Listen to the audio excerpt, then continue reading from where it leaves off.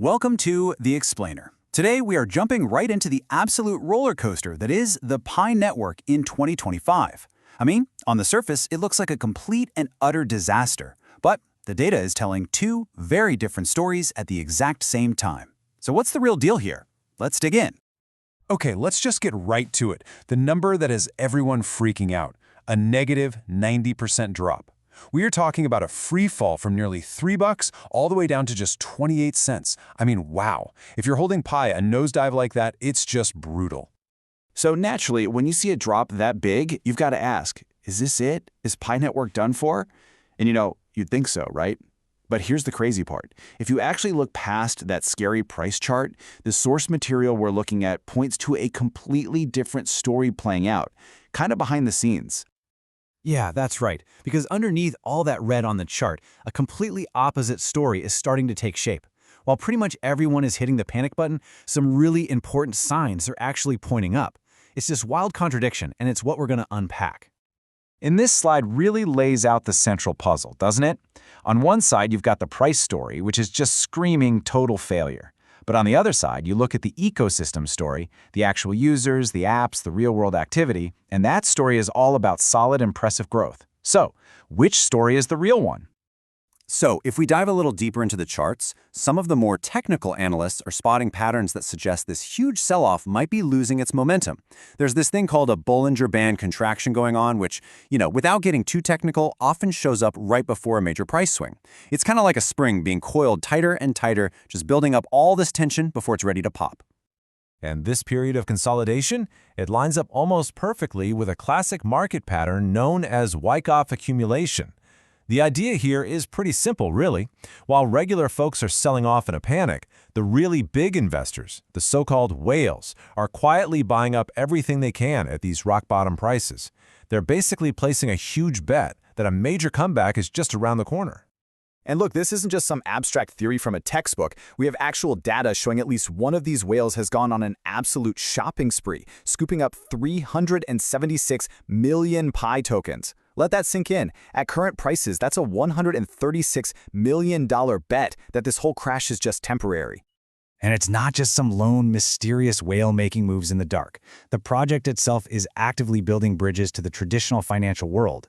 We're seeing partnerships with names like Banksa and OnRamp Money, which makes it way easier for everyday people to actually buy Pi. And then you have the listing on a major exchange like OKX. That's a huge deal. It brings legitimacy and, more importantly, a ton of new buyers. Okay, now let's talk about the fundamentals, because these numbers are just mind-blowing. Seriously, forget the price for a minute. The network has over 60 million registered users, but the real kicker, 20 million of them are active every single day. That's a four-fold increase. This isn't some abandoned project, it's more like a booming digital metropolis. So you take all these positive signs, the whale buying, the new partnerships, the explosive user growth, and it's really not surprising that some analysts are starting to make a very bold prediction. They're basically saying, hey, the worst is over and a massive rebound might be coming. And what's the prediction, you ask? A potential 240% surge by the middle of 2025. I mean, that's not just recovering from the crash. That is a full-blown, spectacular comeback. So what's behind all this optimism? Well, this bullish case really comes down to three main things. First, you've got basic supply and demand. As more users move over to the mainnet, the actual supply of tokens available to trade could get squeezed. Second, there's growing utility. With more apps being built, people have more reasons to actually use Pi, not just speculate on it. And third, it's all about access. Getting listed on more big exchanges just opens the door for a wave of new money to come in. At the heart of all this, the project is trying to tackle one of the biggest challenges in all of crypto. How can something be a great investment to hold and a stable currency to spend? It's tough. Their answer is this really innovative dual token system. You have PiGCV, which is designed to be like a digital store of value, something you hold for the long term. And then you have PiUSD, which is meant to be a stable token for everyday transactions. It's a super ambitious idea for sure. Okay, but let's pump the brakes for a second. It's easy to get caught up in the hype, but this comeback story is anything but a sure thing. Pi Network is facing some massive challenges, real headwinds that could absolutely derail this whole recovery. So now we have to look at the other side of the coin.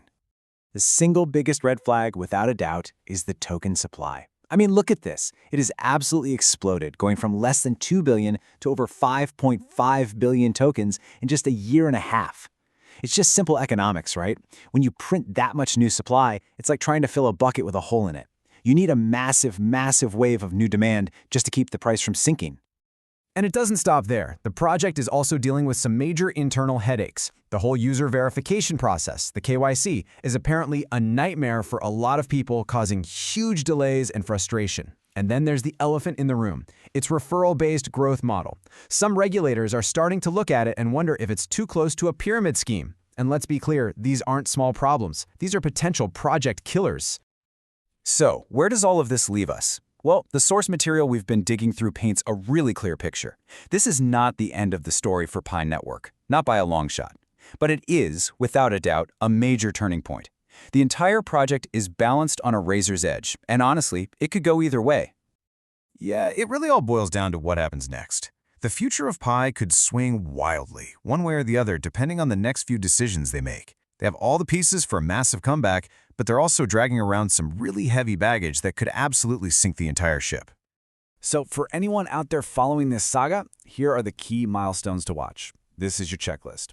Can they finally fix that broken KYC system? Can they get listed on a top-tier exchange like a Binance or Coinbase? Are people going to actually start using the apps in their ecosystem in a meaningful way? And maybe most importantly, can they get a handle on their token inflation? How these questions get answered? Well, that's going to determine everything.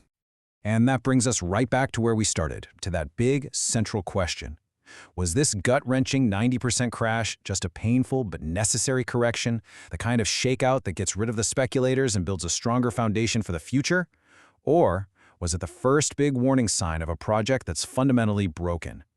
We don't know yet, but one thing is for sure. The next few months are going to be absolutely critical.